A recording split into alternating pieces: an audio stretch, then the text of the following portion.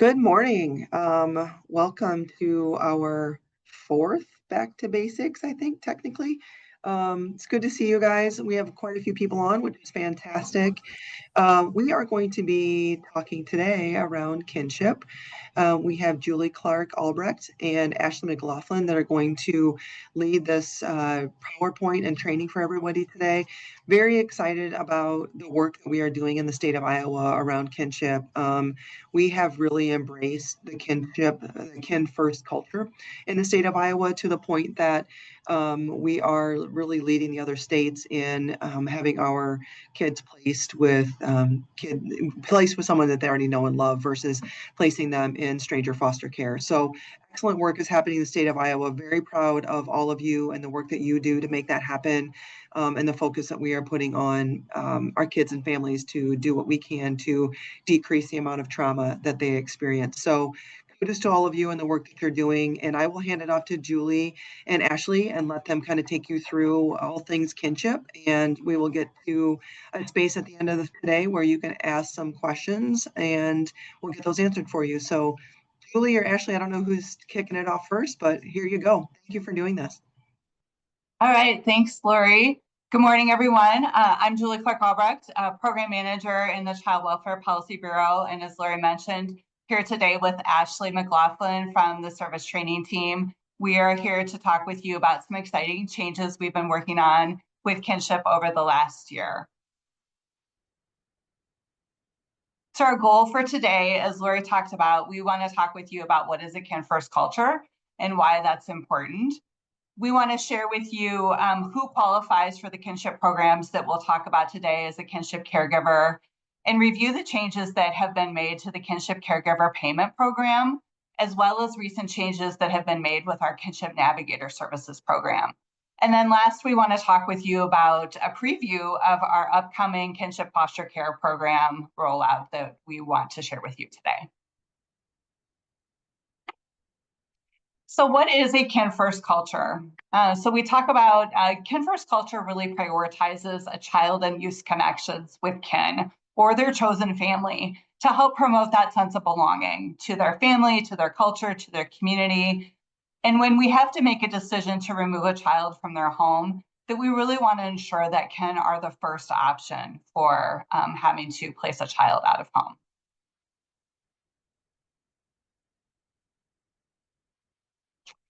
So when we talk about placement options, the Iowa Department of Health and Human Services kinship programs are really inspired by Family First legislation, which aims to keep children in the safe care of their families and possibly with fictive kin. So we know when a children is removed from their home and placed in out-of-home care, that we really need to consider the following placement order of priority.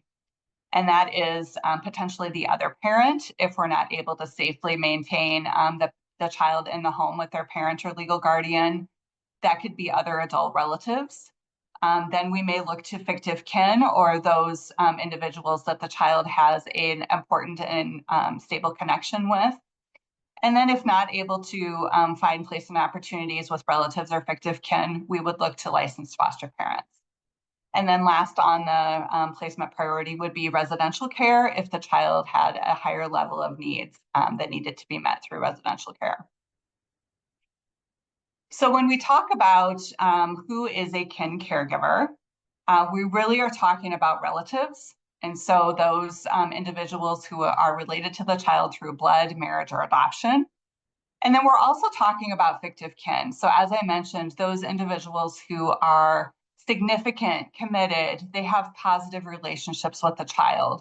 And so we want to be sure that kinship care is the preferred option when we're talking about out-of-home placement when warranted, that we look at relatives first and then fictive kin second, and that there are many benefits to placing children with kinship caregivers that we'll talk about here on the next slide.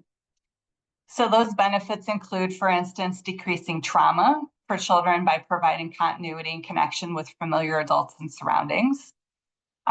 We often see that siblings are able to be placed together with kinship homes, and so that allows for that opportunity to have that close connection between those siblings. It reinforces the child's personal, familial, and cultural identities through that connection to their family, their history, their community, and encourages families to rely on one another, bringing their resources and strengths so that when not only are we looking to connect with those family members and supports during the time that Child Protection Services is working with the family, but also long-term so that they have those important supports and relationships in place to help support them long-term. It also enables extended family and other parties to help form a safety network for the family. So when we talk about our kinship support work that we've been doing and the programs we're going to review with you today, we really think about it as a three-legged stool with kinship support. So you'll see our representation there on the slide. Kinship support is supported by our Kinship Caregiver Payment Program, Kinship Navigator Services, and then we'll talk more about the support that kinship caregivers will receive through the new Kinship Foster Care Program. And Ashley's going to start by talking with us about the changes with Kinship Caregiver Payment. Thanks, Julie. So the Kinship Caregiver Payment Program provides a time-limited payment which provides financial support for each child court-ordered and placed in kinship care. To receive this payment, a kinship caregiver must meet the definition of a kinship placement, which is a person to whom the child is related by blood, marriage, or adoption, or a person who has a significant, committed, and positive relationship with the child who is providing care for the child. This program has been in place since 2021. Oh, sorry, next slide. Thank you. This program has been in place since 2021. However, major changes took place on April 1st, 2025 to make it possible for kinship caregivers to be eligible for the kinship caregiver payment 14 days after placement of the children. The payment will be approved on the pay a screen and fax on the first day of the following month of eligibility. I know that's confusing, so let me break it down. If the placement begins on June 2nd, the payment will be approved in PAYA or in fax on PAYA on July 1st, and then the placement will receive a paper check in early July. These payments may continue for up to 4 months during the child's placement. During the first 14 days of kinship placement, the placing worker will assist the kinship caregivers in applying for Medicaid health coverage for the children in their care. So one major difference about the kinship caregiver payment is now it ends after 4 months. The reason for this shorter time period is the goal for kinship caregivers is to become licensed or approved foster parents to continue to receive financial support for the child who remains in their care beyond 4 months. HHS or Kinship Navigator can make a referral to the Recruitment, Retention, Training, and Support Contractor, otherwise known as RRTS, and RRTS will reach out to the kinship caregiver to offer information on becoming licensed or approved. This meeting can be done in person, over the phone, or virtually for the convenience of the kinship caregiver. So our real goal here is looking at getting them licensed or approved so that 4 months, they don't really run out of money. But one of the most exciting changes to the Kinship Caregiver Payment Program is the rate changes. The daily rate is now the same as the basic foster care maintenance payment, as long as that child is court ordered into the placement. So I wanted to ask all of you now, how comfortable do you feel explaining these changes to this program to any kinship caregiver placements that you have? And I believe that will be a poll. There you go.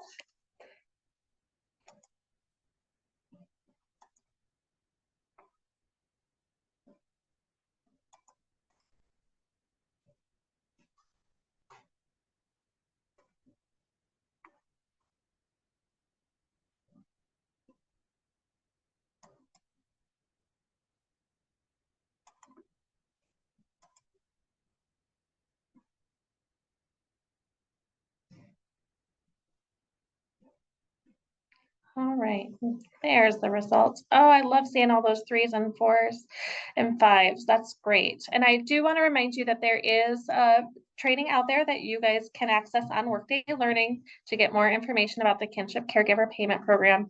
But I am so pleased that so many of you are comfortable explaining these changes. Now, as I stated before, the reason behind these changes is for the kinship caregiver to become licensed or approved foster parents so that they can receive the additional supports. These are just a few of the benefits the placement could receive if they became licensed or approved. But ultimately, if the placement chooses not to go that route, that's okay. They should complete a family investment program application or a FIP application to see if they're eligible for caretaker FIP if they choose not to become licensed or approved. Just be aware that the placement cannot receive the kinship caregiver payment and the FIP payment at the same time. So I know most of you are wondering, what does this mean for our field and how is this going to impact? And I do want you to know that the role of the social work case manager has not changed much with this new process. The most important thing for you all is to know that know what the new process is, the timeframes on it, and being able to explain it to our placements. Other than that, the process is really the same, which means that the critical steps for the SWCM also remain the same and just as important. Next slide, please. Thank you. Making sure that the SORL entries and facts are done within 2 days of placement changes, confirming the caregiver's name and address are correct, and ensuring pay approvals are done on the first of the month or as close as possible to the first of the month so payments arrive timely. Those were the same critical steps as before, and they remain the same. The biggest change is just remembering that the payments end after 4 months, which actually occurs automatically in fax as long as the placement changes are done and the time frame, you enter things correctly and end them correctly in fax. The one area in which there is an additional step for SWCMs is only if the child is not a US citizen. If that situation arises, we obviously want to support that kinship placement just the same, but Julie just needs to be informed of the child's name, fax ID, and the caregiver's name, just so we can make sure that payment comes out of the correct funding stream. Other than that, everything remains the same. And now Julie is going to talk about some of the changes to the Kinship Navigator program. Thanks, Ashley. So Kinship Navigator Services help support the goals established by HHS, including reunification. And we have some new changes that we want to share with you about Kinship Navigator Services that have rolled out earlier this month. So first, we want to start with a poll to find out how many of you have made a Kinship Navigator referral within the last 6 months.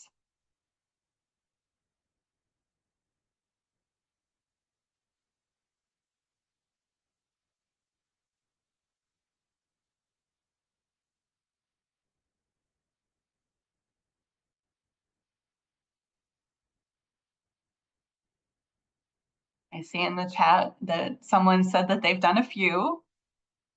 Looking forward to those poll results. All right, so 47% have said they have made a Kinship Navigator referral within the last 6 months. Some have said it doesn't apply to your position, and then the remaining 31% have said no. So hopefully after today and talking with you about Kinship Navigator, we'll see those numbers go up, more referrals to Kinship Navigator. All right, so one of the big changes with Kinship Navigator is that we have aligned our program with the Ohio Kinship Support Intervention model.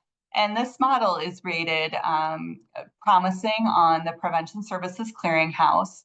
And we are able to add a evidence-based model that's promising, supported, or well supported to our 4E state plan, which would allow us to draw down 4E funds for our Kinship Navigator Services program. And so Iowa's program was already very closely aligned with the Ohio Kinship Support Intervention, or KSI model.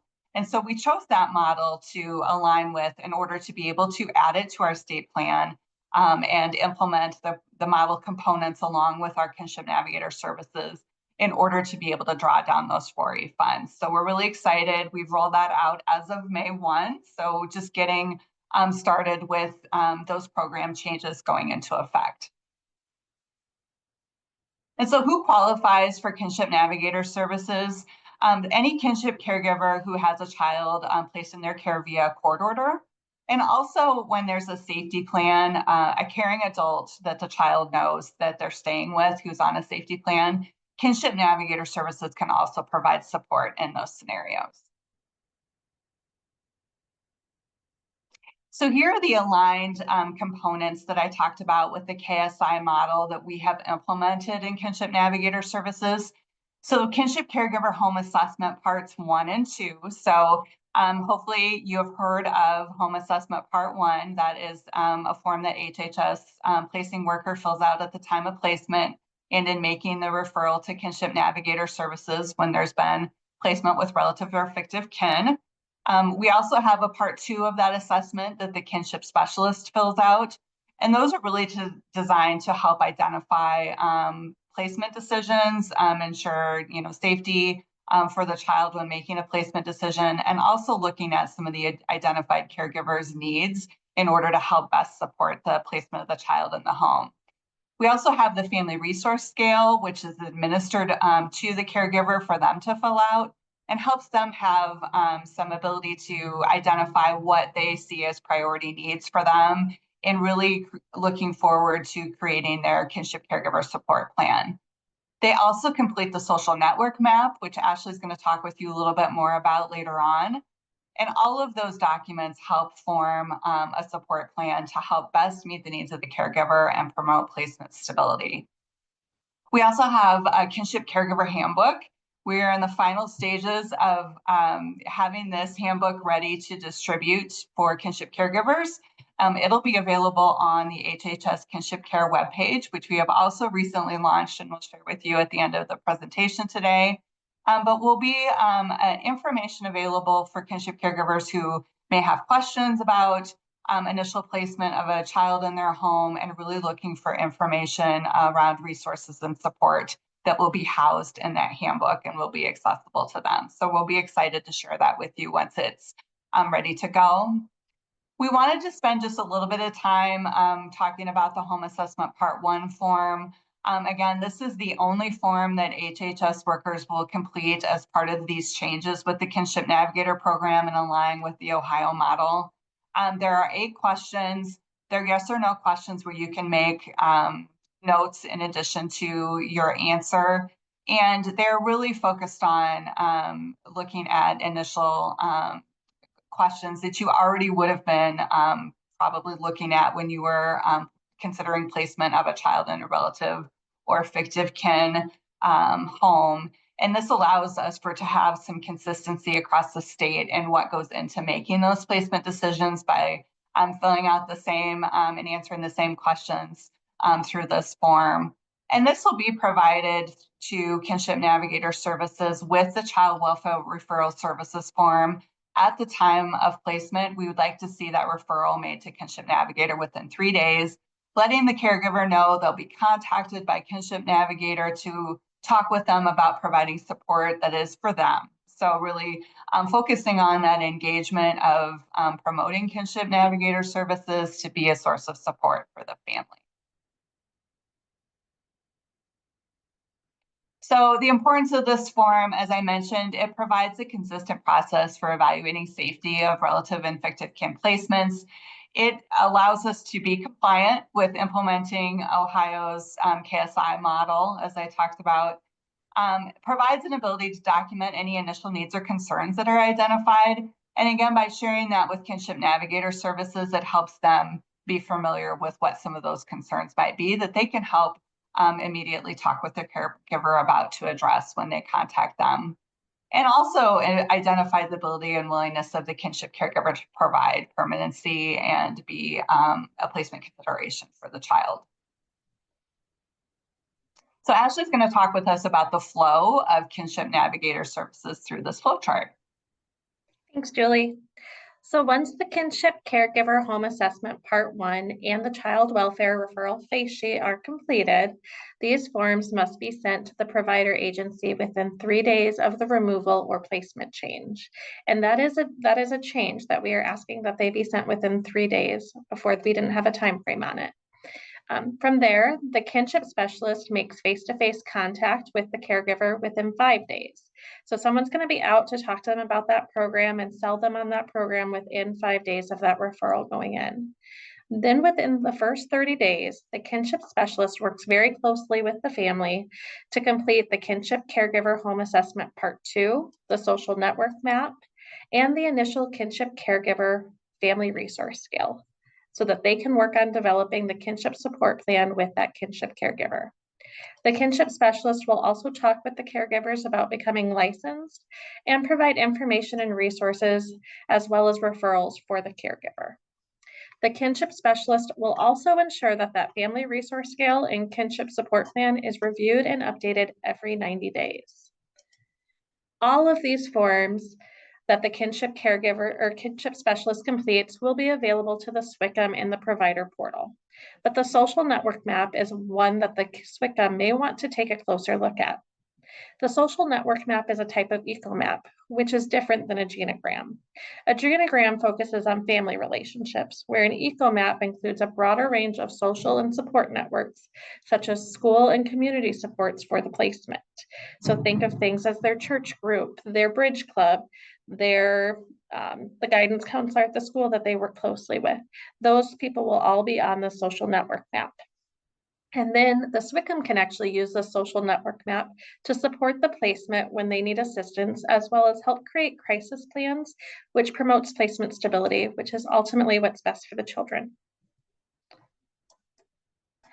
In addition to the forms the kinship specialist completes, there are more services and supports that they provide for the placement. This is a list of some of the core services and supports provided by the kinship specialist. Some of the highlights from this list are educating the caregivers on using 211, both through text, phone, and online, making a referral to safe care as needed because kinship does qualify for safe care, but it's ultimately often something that we overlook. And they provide emotional support. So those 9 o'clock phone calls that I'm in the middle of a crisis, they can take some of those, probably not all of them, but take some of those to help the family through the crisis and create a crisis plan, as well as information on that juvenile court process, which is often overwhelming and very confusing to people who've never experienced it. If for any reason the placement chooses not to work with the Kinship Navigator program, the responsibilities of those services do provide to the social work case manager. The social work case manager will need to document their review of the Kinship Caregiver Payment Program, assistance in accessing financial resources, information on the juvenile court process that's provided to the family, as well as referrals for doctors, dentists, therapists, and all of the things that the kinship specialist would do.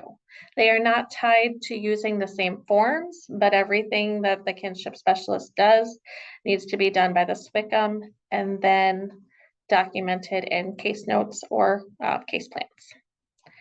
And then finally, a question that we get a lot is if HHS is approached by a relative or a fictive kin that is not chosen as the placement option, HHS and Kinship Navigator cannot make a referral for that kin or fictive kin to start the licensing process. However, we can provide contact information to that person for Four Oaks Foster Care and Adoption Program so that they can start that licensing process.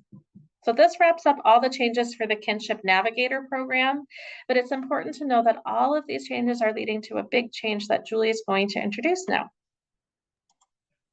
All right, thank you. So now we're going to talk about kinship foster care approval. And this is just previewing this program for you. We are looking at potential rollout of the program in July. This may be pushed out later to August, depending on system changes that can be put into place. But we are excited to be able to share this with you. There will be additional training that's available for HHS, external partners such as RRTS and Kinship Navigator. And the training will be both an overview of the process and what it will look like, as well as role-specific training to different partners internally and externally as we roll this out. So more to come on that, but look for training opportunities to be offered in the month of June. So some background on, if we could go back to the last slide, please. some background on the kinship foster care approval process. So in September of 2023, there were federal regulations released that allowed Title IV agencies to claim 4E funds for the cost of foster care maintenance payments on behalf of eligible children who are placed in relative or kinship licensed or approved foster family homes. So this rule allowed 4E agencies to establish licensing or approval standards for relatives and kin that were separate or different from the standards used for non-relative or foster family homes. So this is something that we've been working on over the last year to be able to develop an expedited process that is separate from our full foster family licensing process that families go through. So this looks like an expedited process for kinship caregivers to be able to be approved for foster care. And we were very intentional in choosing the word approved to be able to distinguish a difference between licensed family foster homes and our kinship caregivers who would be approved for kinship foster care. So that was very intentional. And this will be available for kinship caregivers who already have children placed in their care. So as Ashley mentioned, if there's a kinship caregiver who's potentially interested in a child that's not yet placed with them, they would be referred to go through the regular current process we have for foster care licensing and adoption approval through Four Oaks. But kinship foster care approval will be available for those who already have the kids placed in their care, court ordered. It will allow for kinship caregivers to receive the foster care maintenance payment, as well as additional special issuances such as clothing allowance or childcare. So we want to be sure that we do the process for referral for kinship foster care approval early. As Ashley talked about with kinship caregiver payment, they only get that payment for 4 months. So if financial stability is of concern for the family, we want them to start this expedited kinship foster care approval process early so that they will have that continuous payment. Once kinship caregiver payment ends, they can start receiving foster care maintenance payments. And if that process happens to occur sooner than the 4 months, they would just switch over from kinship caregiver payment to foster care maintenance payments. And so we are looking to have that kinship foster care approval end once the child would leave the home. So if the child were to be reunified or to be placed in another home, that approval would then be ended at that time. And again, we expect to roll this process out in July, possibly August, depending on system changes. So what are the benefits of having these separate standards that expedite the process? So we want to be sure that because we often place children with relatives and fictive kin, like we talked about, we're working on continuing to expand a kin first culture with more and more of those connections to relative and kin caregivers and when children need to be placed out of home. We want to make sure that we're providing greater and equitable support to them. So we can do that through an expedited foster care approval process that will take less time and then hopefully increase placement stability and also reduce administrative burden for families who are going through the process, because it will be a much shorter process for them to complete and much less administrative requirements, as well as for staff in terms of reducing the amount of paperwork that has to be done and the amount of time that it will take. So that looks like for our approval process, we will be sure that background checks are completed on all household members over the age of 18. So that's the typical background checks of criminal, child abuse, sex offender, and out-of-state checks.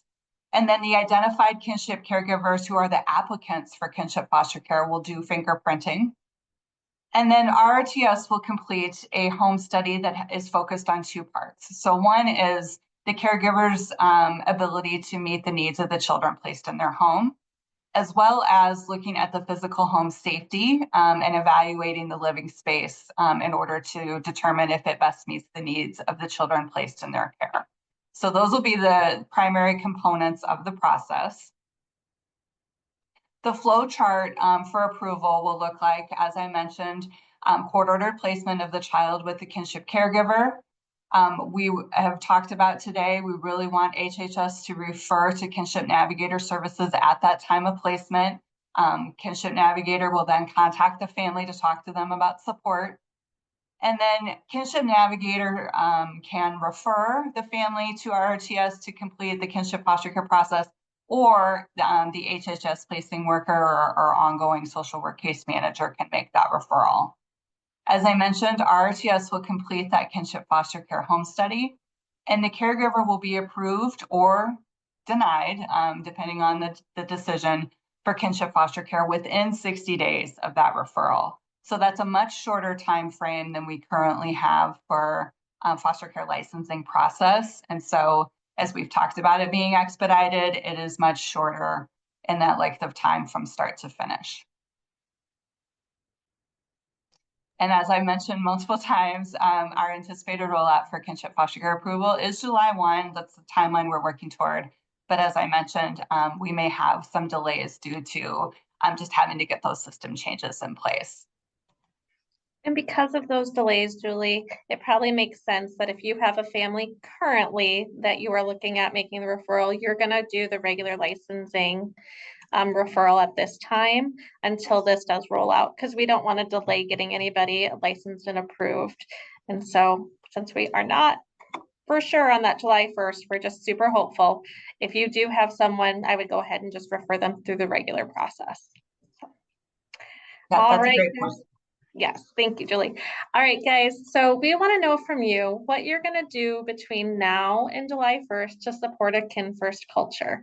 And it might be really hard for you to think of something new, because we are very lucky here in Iowa that we've had a kin first culture mindset for a long time, but we really want to continue to promote this, and we think it's really important. So if you all could put in the chat just something that you're going to attempt to implement between now and July 1st to support this, then we will wrap it up, give you some resources, and open it up for questions.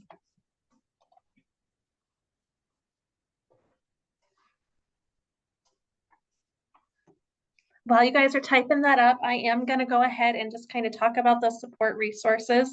I do want you to know this PowerPoint will be available on SharePoint with the links. So you will be able to click on these links. I also know Julie put in COM 604 that you guys can provide to the family. And Julie, do you want to talk about, we are working on some handouts for families so that workers can have them and provide them. Yeah, so I mentioned, so we have our Kinship Care webpage. I encourage you to go check that out. It's on the Child Protection Services page under Foster Care and Adoption. We have on there the Kinship Caregiver Payment Program handout that I put in the chat, as you see up here on the screen as well. We will have our Kinship Caregiver Handbook on the webpage, and that's going to be really exciting because there will be information and resources with QR codes to link to other sections of resources and supports that are both on our HHS page and some of our external partners that kinship caregivers often want more information about. So that will be a resource. We're also working on developing what Claire likes to call a rack card. So that's one of those cards that you see like in a brochure rack that will have just a summarized information about kinship care support through the department, and we'll have QR codes on it to link to kinship caregiver payment information, the Kinship Caregiver Handbook, and Kinship Navigator services. So we are working on developing more informational resources, both for families and for you to be able to utilize to keep yourselves informed and to help inform the caregivers that you are placing or supporting or reaching out to and engaging with through your casework. So excited to see some of the comments here in the chat about more referrals for Kinship Navigator, as well as engaging and finding family throughout the life of the case, and a lot of other really good ideas. So excited to see everything that's being posted in the chat. Yeah, they're all amazing ideas. And I really hope that by putting them in the chat, that gives other people ideas that maybe they didn't think of. You guys We're amazing. All right. So the other thing I do want to just stress real quick before we go to questions is don't hesitate to ask questions. And if you do have questions, just come to the service help desk. We are there. We are always happy to answer questions and do the digging for you. So if you have any questions at all about the kin first culture or anything kinship related, don't hesitate to reach out.